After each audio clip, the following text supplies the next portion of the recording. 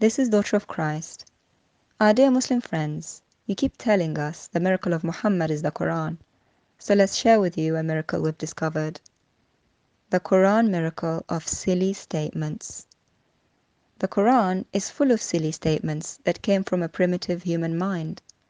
Consider this example in Surah 55 verse 17, where Allah calls himself Lord of the two sunrises and Lord of the two sunsets.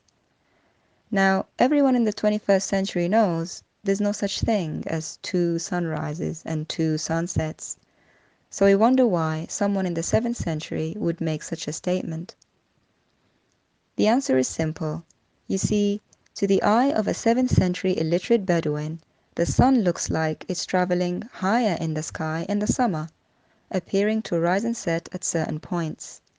And in the winter, the sun appears to him to travel much lower in the sky, rising and setting at different points than it did in the summer, thereby giving him the impression there are two sunrises and two sunsets.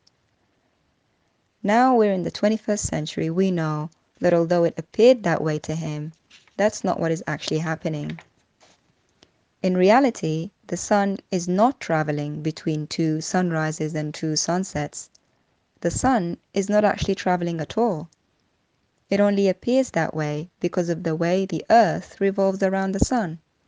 In the summer, the North Pole is tilted towards the sun, causing the northern hemisphere, where Muhammad was, to receive more light, and making the sun appear higher in the sky. Whereas in the winter, the North Pole is tilted away from the sun, making the sun appear lower in the sky. The sun does not really travel between two sunrises and two sunsets. Much like the way the sun does not really set into a body of water during sunset, it's just because of the Earth's movement. I wonder if the Quran makes a similar statement about that too.